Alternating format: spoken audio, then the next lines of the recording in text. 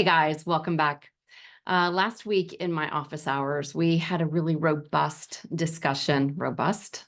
Yes, that's the word I'm looking for, robust. We had a really robust discussion about our conditioning, things that we learned mostly unconsciously, subconsciously as children and young adults that we've innocently carried into our lives.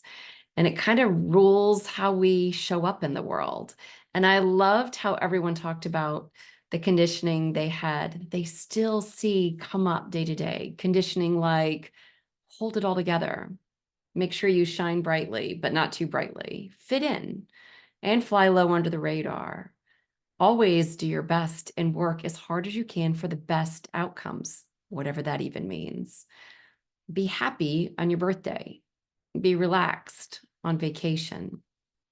Always surround yourself with helpful people. Be positive.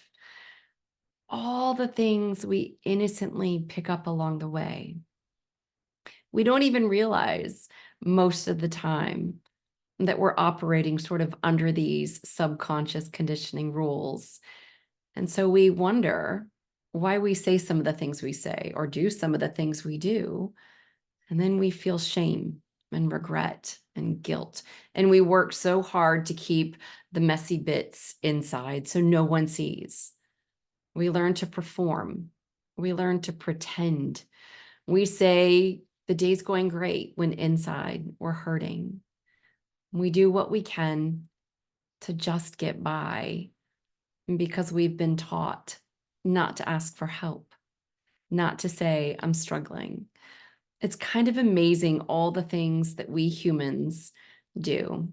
And we take the credit and the responsibility for doing it. And so we walk through life with this shame and this guilt. We try to figure out how to stop doing things like habits or stop yelling when we don't want to yell or stop being snarky when we don't want to be snarky. And the whole thing is just programming. It's just like an app that's added to your smartphone and you don't even realize it, that it's been added. We have these things added to us and we innocently mistake them as us, as ours. Like we had something to do with it. Like we chose those apps. We chose those programmed, learned, conditioning, all those responses as if we had anything to do with them. And as if those things have everything to do with us. And they don't. And this is where this exploration is so rich and so helpful.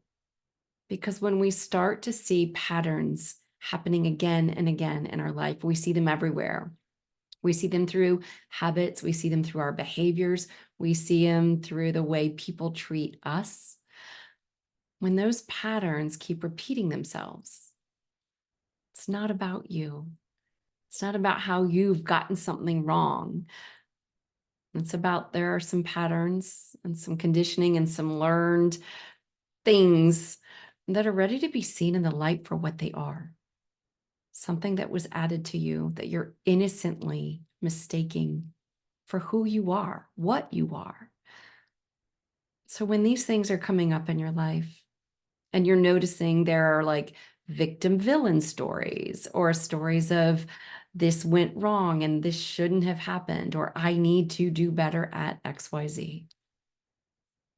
What if instead of all those stories of guilt and shame and victim and villain that we've learned innocently, instead, we could just be open to noticing, oh, here's that pattern again.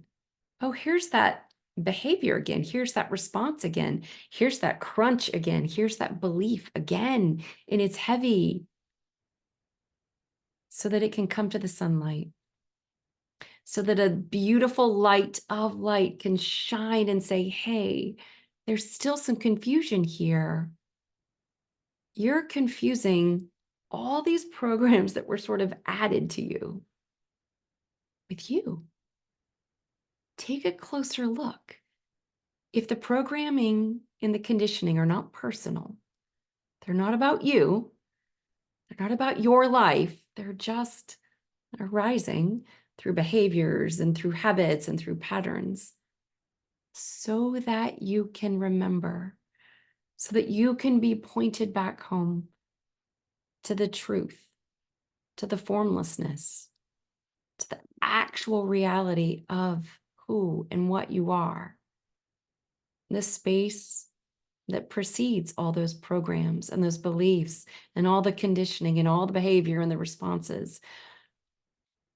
When we are continuously pointed back home, sometimes I point here, sometimes I point here, but to this formlessness, to what precedes the programming. Well, we just notice the programming for what it is. And we ask simple, open-ended questions without looking for the answers, because those will come from that same conditioned mind. Questions like, who was I before I learned this? What is here that's not in my thinking? And how could this be here in service of me? How could this be in service of my waking up to who and what I am? There's so much to explore here. I'm going to put a link in the show notes below to a blog that I just wrote that gives a little more about this. And if you're curious to learn more and explore, join us in office hours on Thursday.